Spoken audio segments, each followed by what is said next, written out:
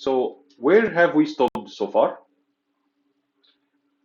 We were talking, yeah, we were talking about why web application attacks is very common and what is the different kinds of web application cyber attacks. Of course, we cannot go through each one of them. Personally, I am not aware by all of them or what is the techniques of exploiting each of them, but I am mainly familiar with the concepts of most of them. But as per my knowledge, I cannot gain the knowledge of everything, of course. I work mainly in security management. I should be aware by all of this from theoretical perspective. Some of it I should be aware with because it was part of my work when I was working as a penetration tester back from 7 years ago, or maybe something like this. And by the time I didn't practice a lot of them, but by the way, I still have the concept. So all what I need from you is to understand the concept. If you are a developer, you are not required to initiate a cross-site scripting by yourself, but at least you need to understand what is the reason for the existence of such a vulnerability. And as based on that, you can do your proactive measures or protection to protect against this attack. So it is important to understand the concept. So the concept of cross-site scripting attack is we have a factor called the cookie. Do you remember it? Cookie. Cookie can be used to allow you to log into the website without providing a username and password. So one of the tricks that hacker wanted to do that instead of stealing your password, he or she can steal your cookie, and using this cookie, he or she can after then use it to gain access to the system or take your access permission.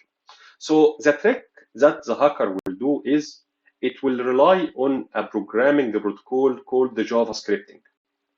JavaScripting is a kind of function or kind of programming language that is running in the browsing page. So in case you wrote a JavaScript command or JavaScript code, this script is going to be executed whenever your browser will open this web page. To make it clear more to you, any web page that we are currently deal with right now, for example, this web page, I will just save this web page as an HTML. So I'm going to save it as what? As a web page, HTML page, okay? So I will save this page, web page here.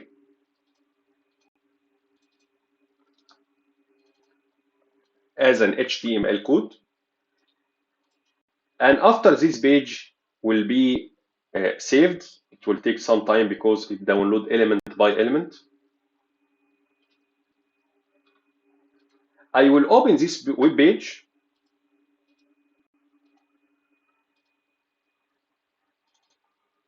And we'll do a kind of edit for this web page.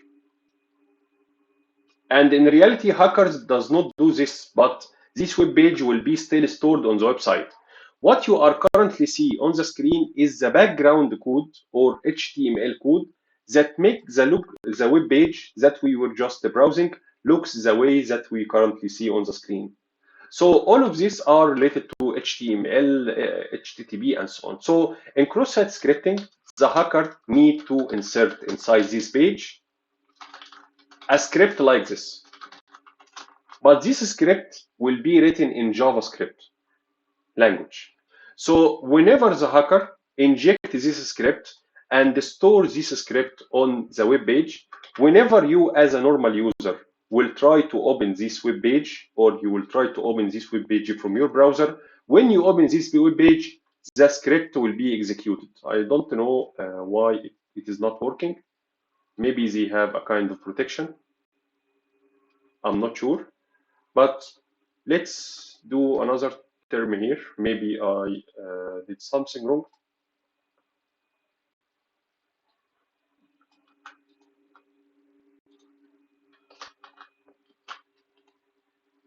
Let's try again to execute this file.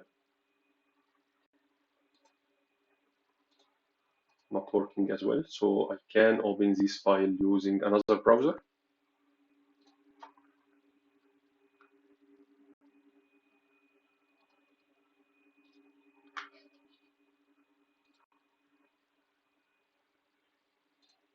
Okay, anyway, I could do another thing.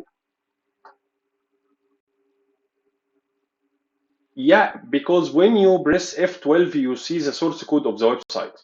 It is the same, but I'm just trying to, I have an option here to select this as a begin. No, select this one as a begin.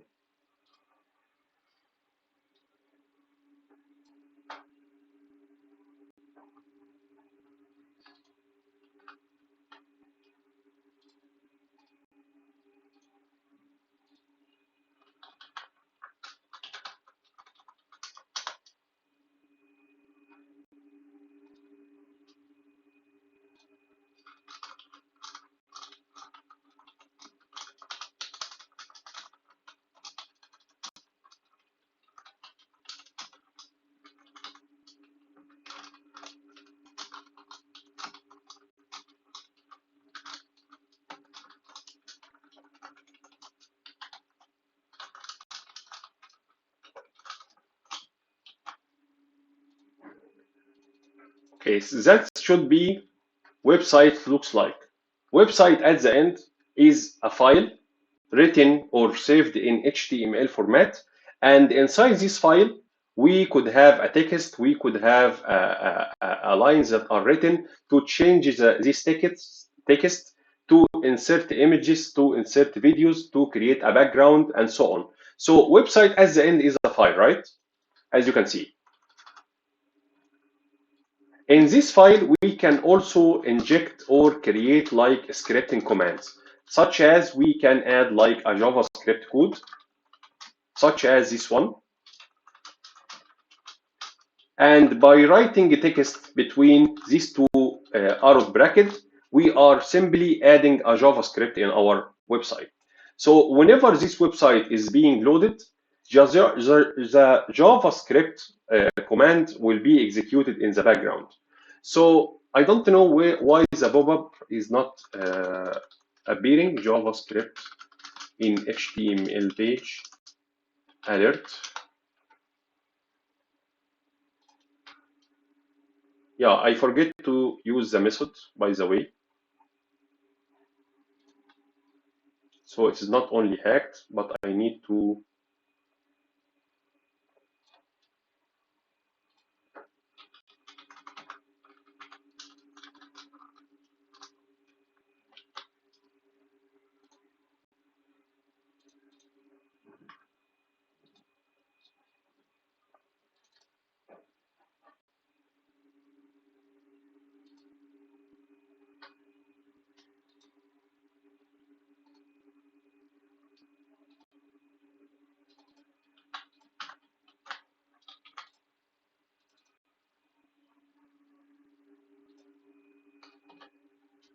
I'm not sure why it is not working. However, at the end, when your web browser receives this page, it will somehow execute the JavaScript that is included in this page. Okay, this JavaScript that I just added to my page is, if we look to the sources,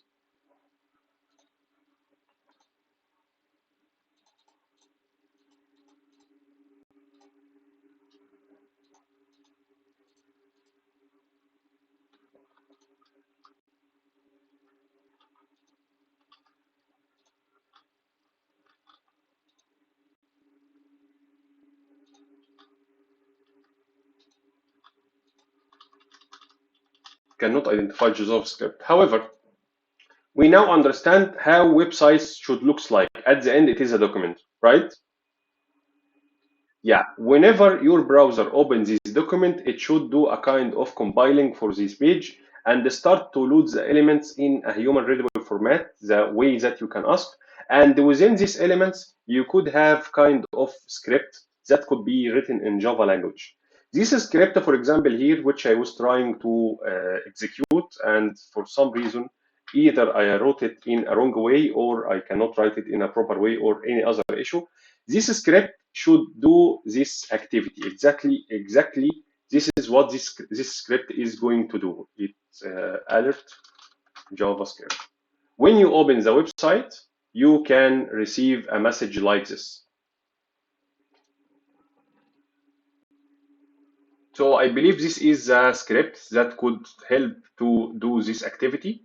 So when you open this website, you should receive a message such as like this one, like a pop-up message.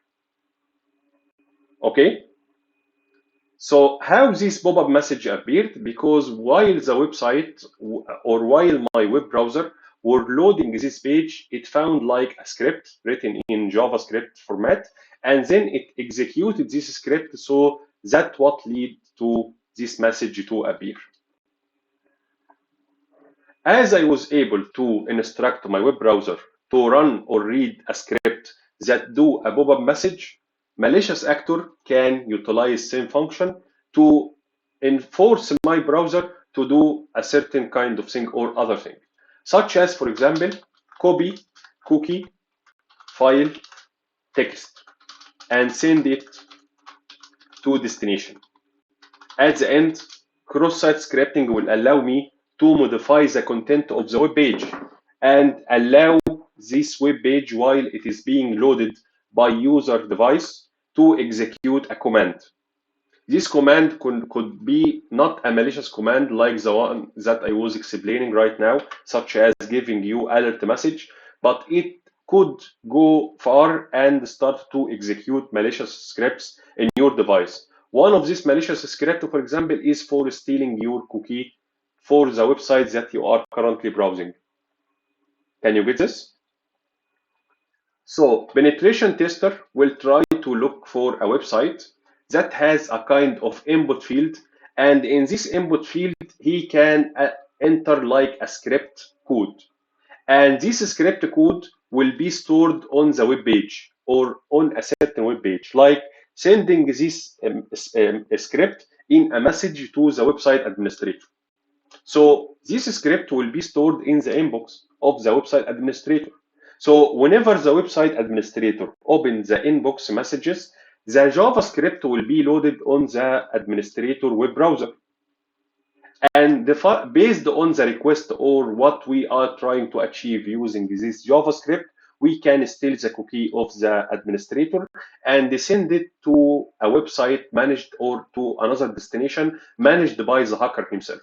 So the hacker will receive what? Cookie. And based on that, he can use this cookie using an application such as the proxy, such as this one. And while he is sending the request to the website, he can insert the cookie value and gain access using the administrator permission. Make sense? So this could be one of the examples of the outcomes of initiating a JavaScript or initiating cross-site scripting. We have like cross-site script cheat sheet. It is like a complete list for all known exploits or known codes that can be sent over a website that is infected by cross-site scripting. So all what you are currently see right now is examples of for payloads that when received by client browser or web browser can be executed and can do a malicious activity. Okay, so if we are doing with JavaScript, for example, and we need a code to steal the cookie is known as document cookie. Okay, so this JavaScript, for example, here is a JavaScript that once it run, I will try it again with this specific website, please, or with the website which I was created. I miss a lot of information since my last course about HTML. I took a course in HTML when I was trying to learn more about web application to understand the attacks in depth, but I missed a lot of info. So this script, for example, I will try to execute it once again. It gave me the alert here. Can you see it? But as this website is a local website, so there is no cookie to use it. Fine.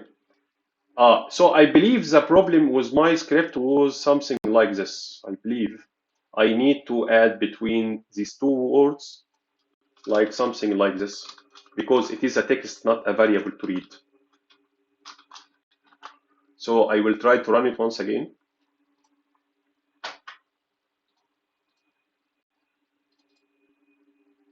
Yeah, that's all. Okay. So now there is kind of code that is executing, and that's what the penetration tester who is looking for cross-site scripting website will try to look. Take note that cross-site scripting is not only about Java. Any programming language that your browser is supporting can support the cross-site scripting. So in this website, we may find a lot of payloads that is not only about JavaScript, but we could also find the payloads related to it is Java essentially. But recently, we got a news that web browsers will start to support Python in web browser. Python is another programming language, but it is used to program applications. But we had an edition from Python called the PyScript, and the PyScript will be like a way to write codes in Python inside the web page itself. So it could be also subject to similar attacks. Okay, interesting or not? Okay, so let's see how cross-site scripting work in reality. So as we agreed, we have a website that is managed by an organization called the Contra, and this website provide like free labs to practice and understand how web application attacks looks like. In this website, you don't need to install applications such as this one, which is an application that help you in assessment. You don't need to get virtual machines and create a vulnerable web application to test or play with. All what you need is to check for the lab that you need to test and select this lab. So we will start first by the cross-site scripting attack or the XSS. So we will look for this lab, store the cross-site scripting, and I will send it just to in case you need to try it after then. So first we will start by like a scenario. So they provide like a brief introduction. So this company is called Intermart. It is like an e-commerce, and it have like a system that allow clients to submit issues to the service desk. So you got like an information about what this lab is about. So the IT security launched a bug bounty program, which essentially one of the ways to tell the ethical hackers to come and try to find the bugs in our application and report us back by these bugs or problems so we can provide a solution for it and keep our system secure. So here, the IT team or Bob is one of the ethical hackers or a security researchers that is interested in finding bugs in this application. So he will try to open the website and he will try to look for a cross-site scripting vulnerability. One of the key points that we discussed is that cross-site scripting attack, the hacker will try to search for possible input fields in the website and try to check which of these inputs can keep the message persistent. So, for example, in this website, we have two input fields here. One is for searching, but when I provide a search keyword, I essentially look for this keyword on this website. So that does not guarantee that my search parameter, in case I send a cross-site scripting attack, will be stored somewhere on this server. Okay? But for the submitting issue box, it indicates that I can like send a message to the website admin and tell him that the website is not working or a specific service is not working. So the message that I am going to send will be stored. And that's what do we need. I can in this message send like a cross-site scripting attack. Okay? Okay, as we agreed, what is the goal of injecting a script in the browser? To see a message like this? No, to execute a script in general. This script could be to give an alert, and probably I don't need to do so, but I may need to do something in the background. The thing that could be done in the background, like stealing the document cookie or reading the document cookie, is not enough. I need to read and then pass this cookie to other destination. So the hacker here, or the ethical hacker, will create a server hosted on Amazon, on Azure, on any cloud provider. And on this server, he will create or initiate Apache service.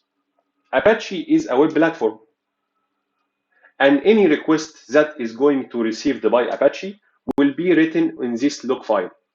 So here, hacker created a web application on this public IP address, which can be reachable from the internet, and this IP address is managed by the hacker, not by the organization which we are doing the test on it. Clear? So after he created the website, he will try to read the logs of requests that are coming to this website, and will keep this website working. In the next section, the hacker will come back to the website and will click submit issue. He will try to send an email or write his own email. He will write like interesting subject such as the project error. And instead of writing a message, he will create or he will add like a JavaScript. In this JavaScript, he defines that go and load an image, and this image is located at this IP address, remote destination. So whenever the browser will open this message, he will find that he is requested or someone requesting him to go and load an image, graphical image. But this image is at remote destination. So the browser will go at the background and will try to open this link to load the image. But while it is loading the image, it will append to the request the document cookie. So while he is going to this remote destination, he will get on the way the cookie of the administrator who is browsing this website. Can you imagine this, or can you understand what does all of this mean?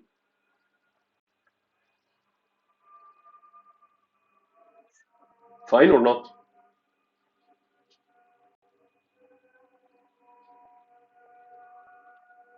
So when we copy this script, and remember, in order to understand this, you need to be already a web developer. You don't have to understand this step by step.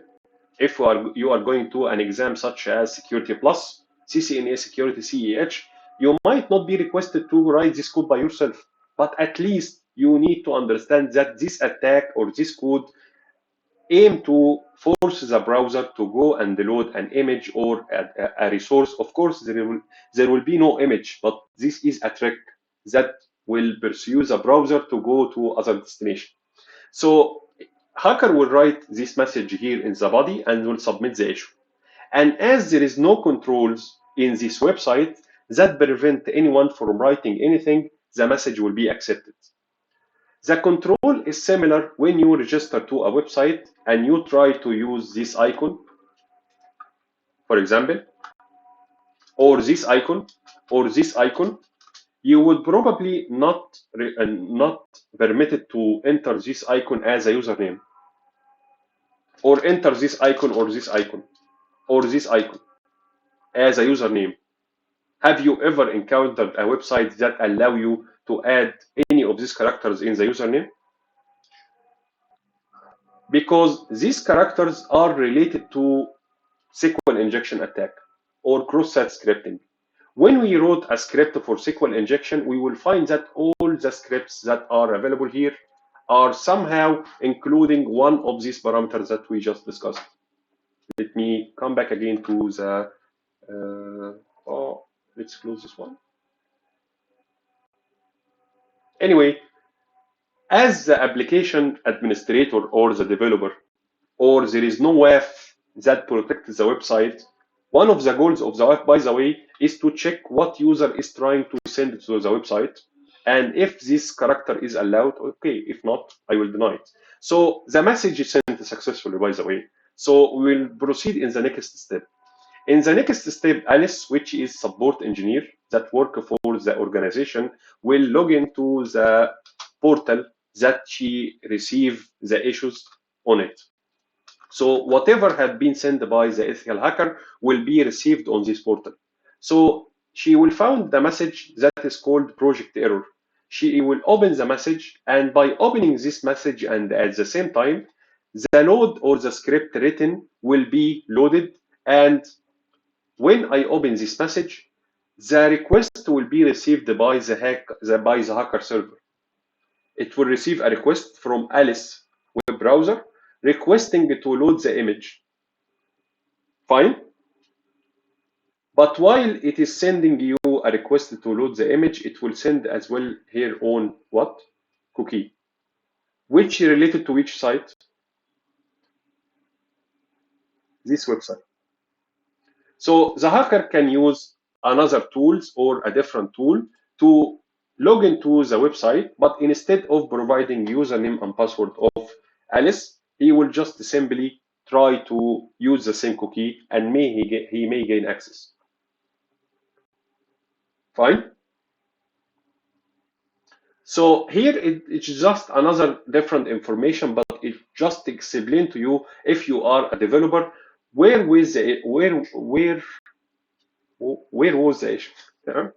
So where was the issue that when I sent an email to the site administrator and as this site accepted this parameter here, it allowed the site or website to get a cross-site scripting vulnerability, and it allowed the browser to execute this script.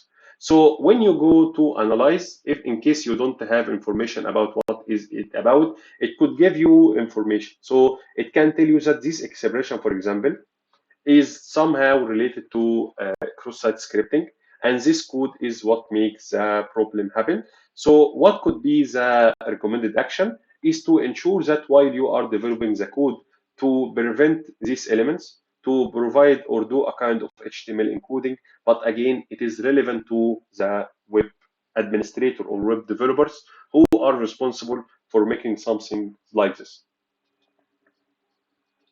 Clear? So that's what do we mean by cross-site scripting, and I believe we got like information about what it looks like and what could be the impact.